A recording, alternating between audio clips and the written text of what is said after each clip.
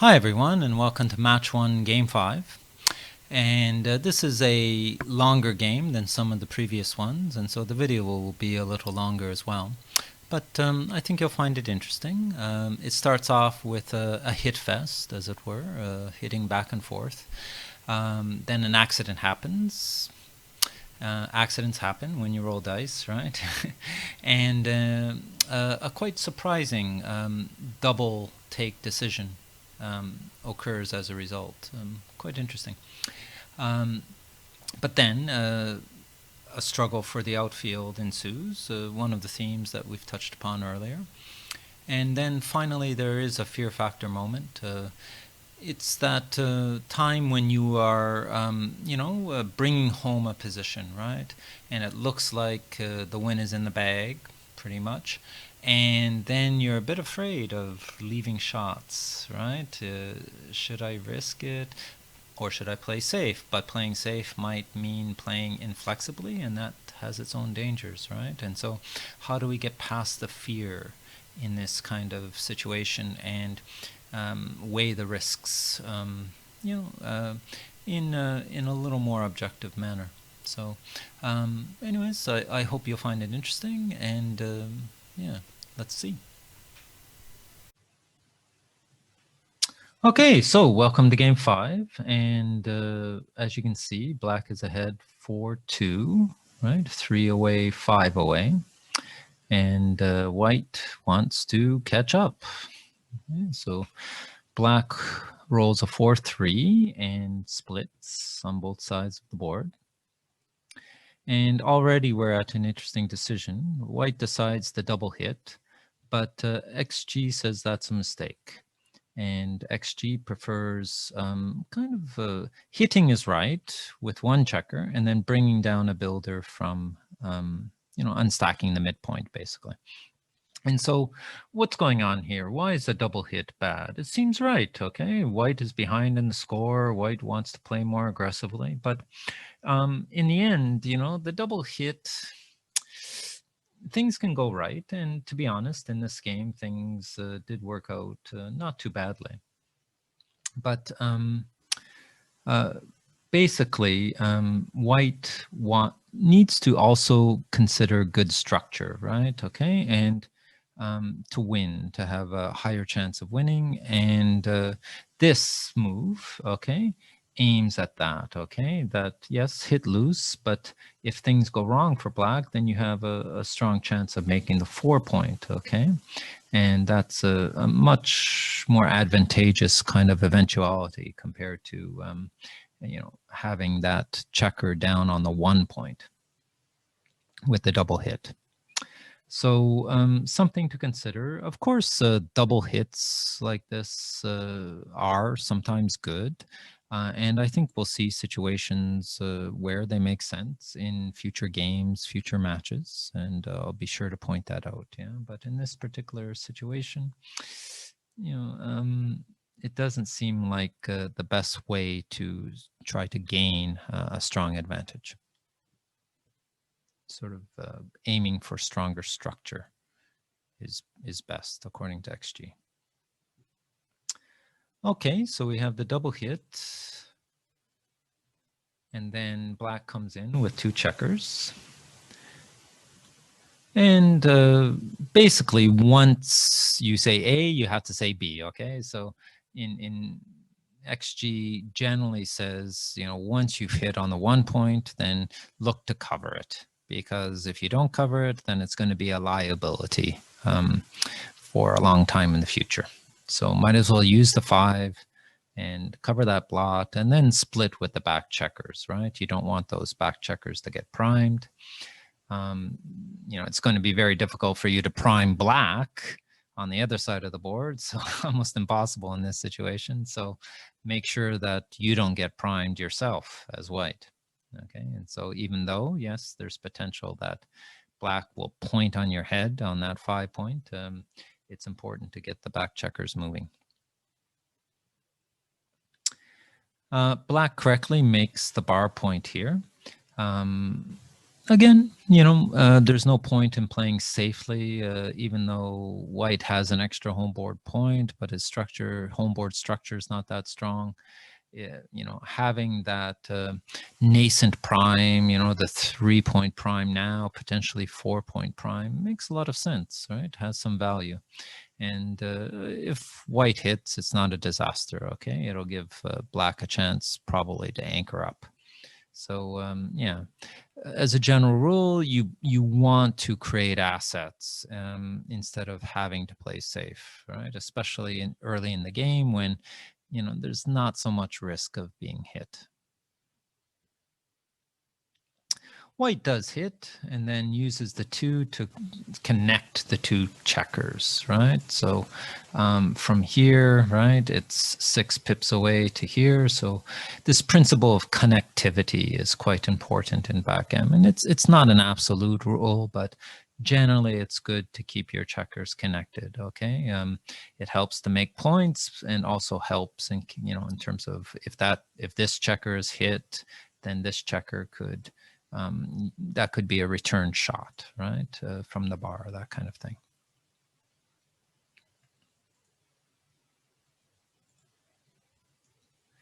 Okay. So white hits and black comes in with a 3-4 and correctly hits, though anchoring is not too far behind, but because of that potential of making a prime, it does make sense to hit back and send white back here. Okay, white comes in and the connectivity pays off. White is able to generate a return shot.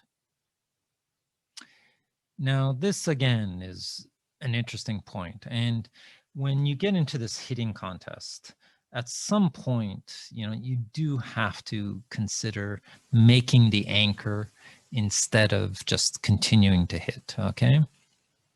XG says it's fine to hit here, especially since you're unstacking the 6-point at the same time.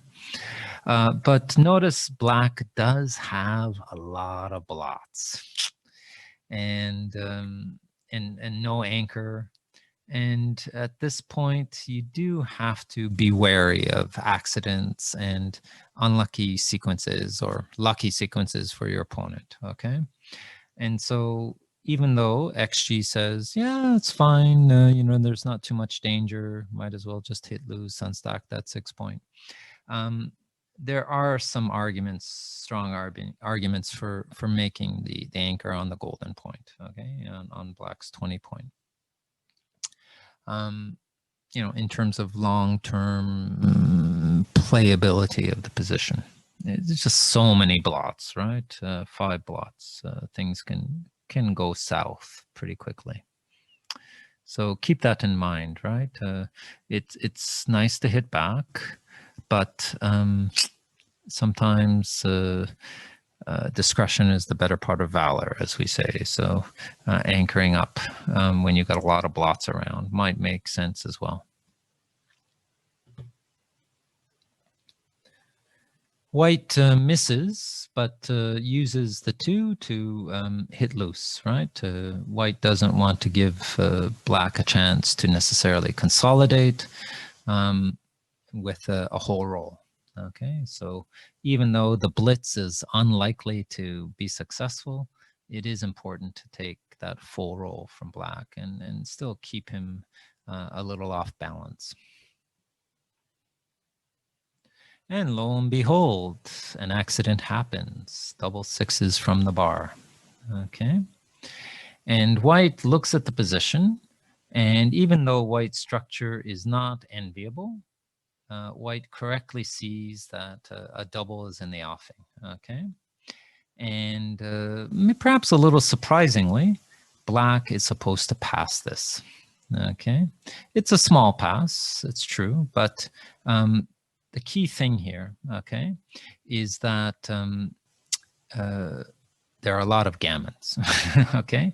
According to XG, almost 35% gammons, which is a lot, right? So if you take the cube and you get gammon, that's 4 points. That puts white at Crawford, okay, quite quickly.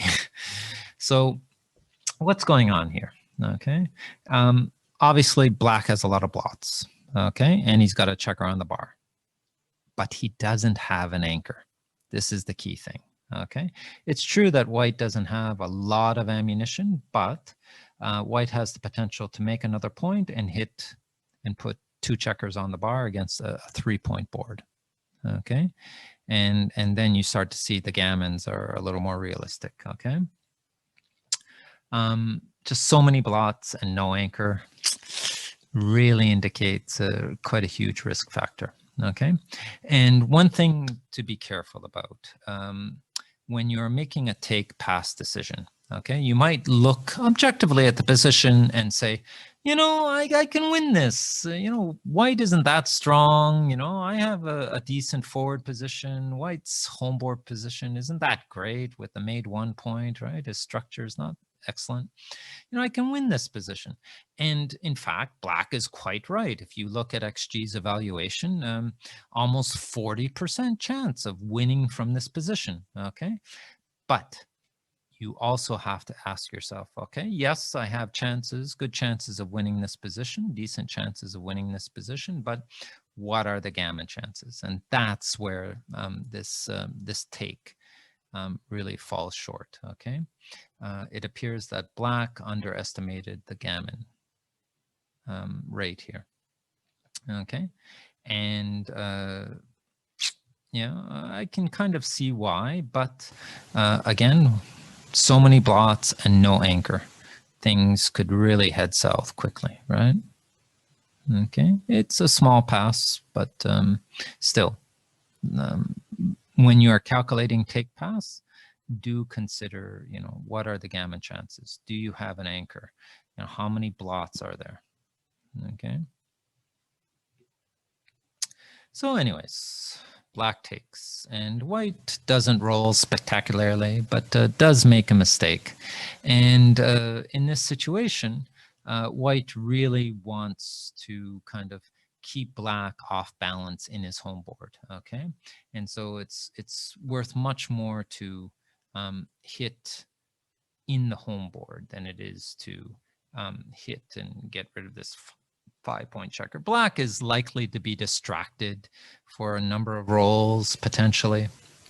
So it's unlikely, unless he rolls double 3s or something from the bar, for him to safety that checker on black's 5-point, right? So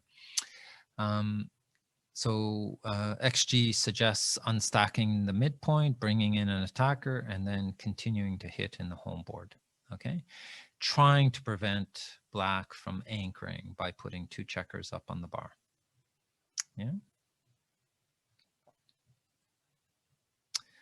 So black comes in with 2 checkers and does anchor, though on the 23-point. He would have preferred a higher anchor, I imagine. And white comes in with a double 1, a very interesting roll, yeah? And white correctly sees that, you know, now's the time to scoop up 3 blots, okay? And try to, you know, continue the attack, okay? Now, especially now that the cube is turned, yeah? Black comes in with a 3, which, you know, he doesn't come in with 2 checkers, but at least he sends a checker back. And white's 3-2 is not ideal. And white kind of senses, listen, it really does look like this blitz is not going to work, right? So let's start consolidating and start to see where we are. Black still has 2 checkers on the bar, so there's still some chances of building some advantage here. But notice the alternative, next alternative is also quite good, to enter on the 23 and make that blocking point on the 10, yeah? Just because this game is not likely to end soon, and it's nice to have that asset on the 10-point.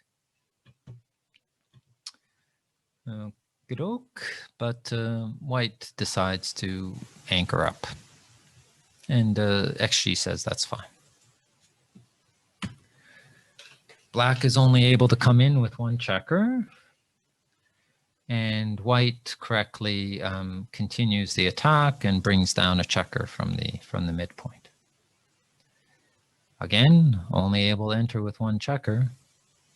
And then kaboom, white comes in with double fives, quite a strong roll. So again, black has two checkers on the bar, right? And maybe the blitz is actually going to work after all.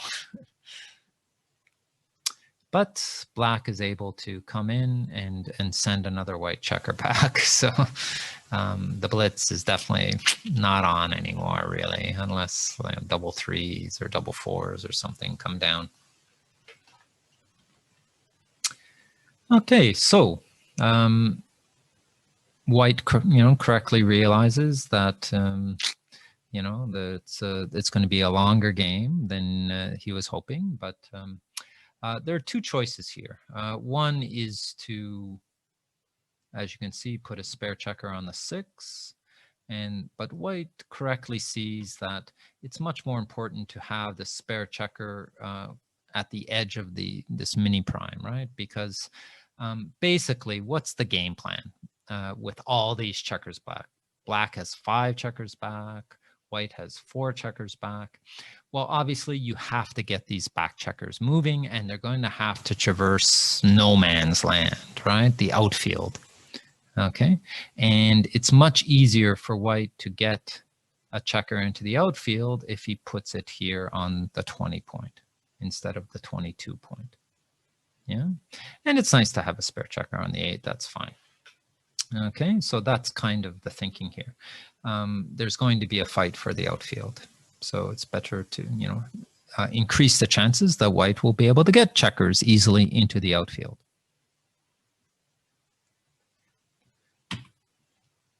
Right, black 6-5. Black would really love to, get that spare checker on the 23 point moving, but this is not an ideal role for that. So he correctly makes the 15 point. That's part of fighting for the outfield too, right? That point from that 15 point will give him some overview of the outfield. And white decides correctly to run out. Okay, he's not afraid of being hit. With black's home board as it is. So the key thing is to get those back checkers moving. Notice there is an alternative, which is to use the spare checker on the 20 point and then bring the back checker out. Yeah, but white's move is fine as well. Now, double 6 is usually good news, unless you're on the bar, of course. But these double 6s, it's true that black has caught up in the race a lot, but you can't move those checkers on the 23 point. It's a real hassle, isn't it? It really needs to get at least one of those moving. But interesting decision here. Black decides to set up the 4 prime. Okay, and XG says, yeah, that's pretty good, but XG prefers to make the 3 point. And this connects better with the theme of the fight for the outfield, right? It's nice to have a 4 prime, but that kind of cedes the territory to white, right? It's going to be a little difficult for these black checkers on the 23 point to make it all the way around with white's checkers coming out here and having control, yeah? And so keeping the midpoint and making the 3 point, bolstering the home board a little, does make some sense, yeah, in terms of that outfield fight. Okay, white puts a spare checker on the 6 point, comes down, and black correctly, he's got to get the 23 point, at least one of the 23 point checkers moving, yeah. Though it is interesting that the alternative, not very far behind, is actually to just split to the 21 and put a checker on the 1 point. If you look at the race, maybe that's kind of thinking here, right? Like generally you run when you're ahead in the race, and black is not ahead in the race. So maybe it makes sense not to send that 23 checker out into the outfield quite yet. But of course, there's some disadvantages, right, to putting to bearing a checker on the 1 point as well. So on the whole, this does seem to be the right kind of move. White misses, but gets double sixes in compensation and regains quite a large racing lead here.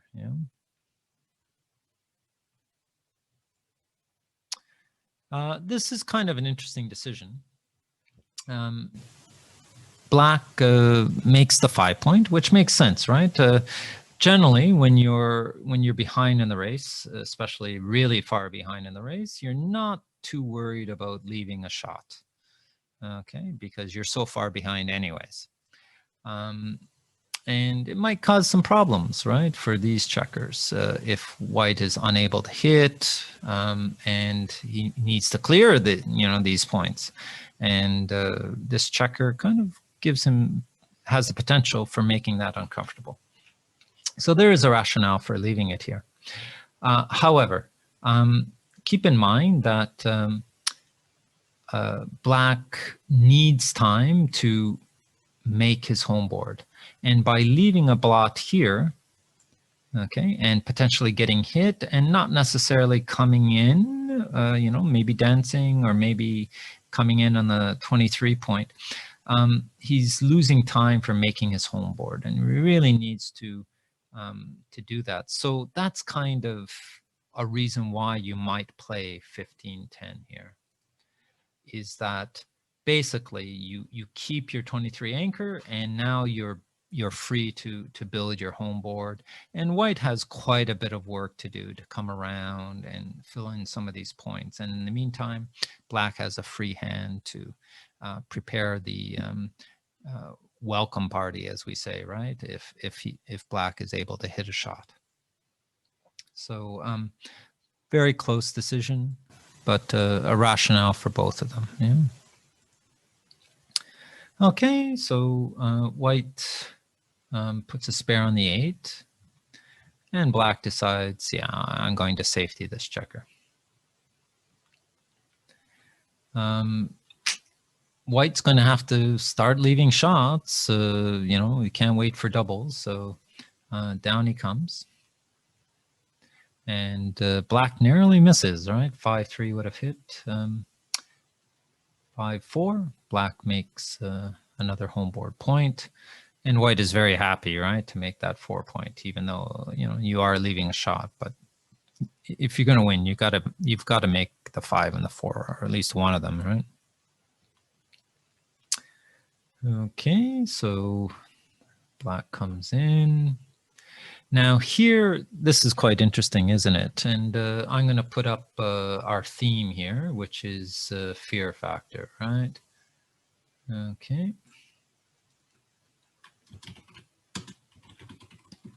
And this is kind of a question, right? When you're ahead, okay, you've doubled and you're bringing home the victory, you're generally afraid to leave shots. It makes sense, right? You don't want this last minute turnaround when it seems like victory is in your grasp, okay? But if you look at XG's evaluation, basically, you only have 75% chance. It's not like you're Jin yet, okay? Far from it. And so this move that white plays is the safest, but it's also the most inflexible, okay? And remember, there are hidden dangers in safety.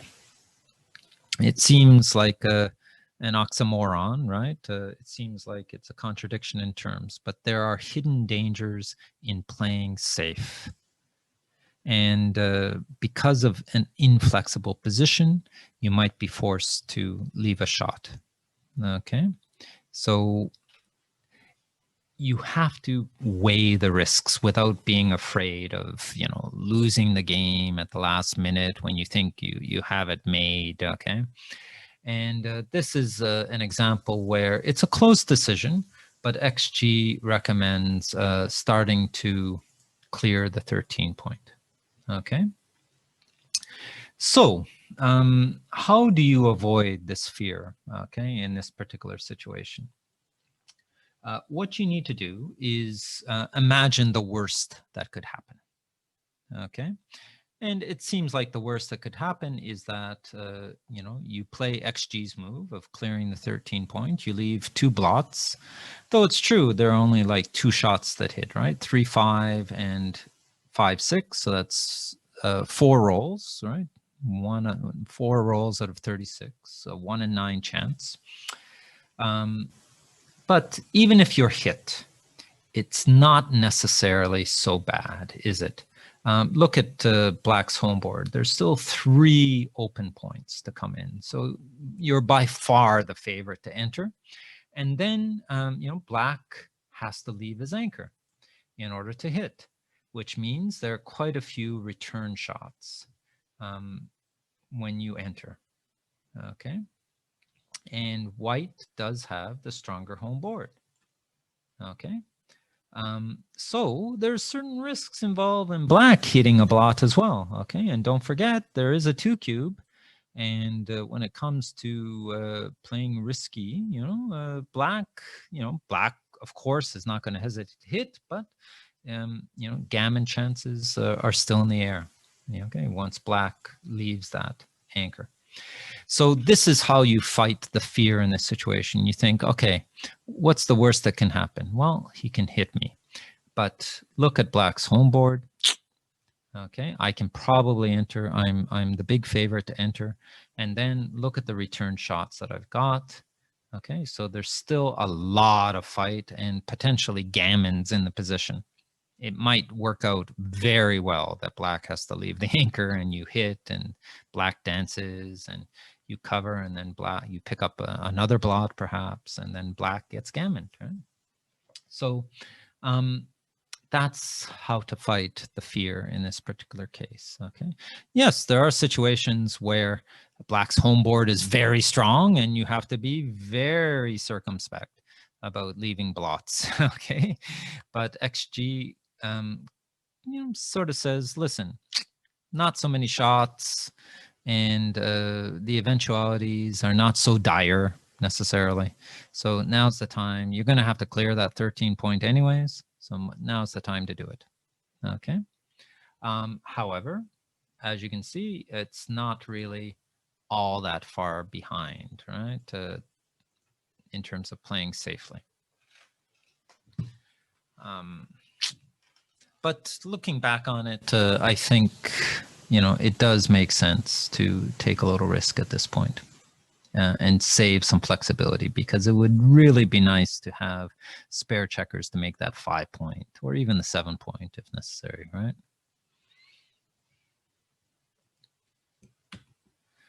Okay, Black makes another home board point, and White definitely has to clear the 13 point. Okay, it's nice to have a spare checker on the 8, and really there's only 1 shot, right? The 5-6 that hits at this point. Okay, not much to do there. White, you know, doesn't really have a huge choice here. Time to come in. Black's home board is filling up. And again, another interesting decision. Okay, and part of the problem, of course, is that when your opponent has a 23-point anchor, okay, it's not so easy, right, to clear the 8 point. And so XG, you know, says, hey, you know, you better think potentially of pre-clearing the 8 point at this juncture. Okay, and of course, you know, part of the rationale is that there is a blot in Black's home board. Okay, and again, Black will have to leave his anchor in order to hit. Okay, and so there's potential of return shots and multiple return shots and stuff like that. But also, you know, as you can see, XG says, yeah, it's also okay to play safe at this point, even though, you know, it might be difficult to clear that at 8 point. And perhaps that's partly due to timing, right? How long can black stay on that anchor? Even now, like a 5-6 and black has to leave, right? To play the 6. And it's possible that depending on the rolls, black's home board is going to crunch. So timing, you know, it makes some sense here to play safe as well, just because black's timing is running out. Okay. But something to consider pre-clearing the 8 point in some situations, or pre-clearing the 7 point in some situations if your opponent has the 24 point anchor. Okay, can't play the 6. And white can't play the 6. Let's clear those drawings. Okay. So that's one of the advantages of having that 8 point is you can't play 6s. Yeah. Okay. Black is trying to maintain a 5 point board.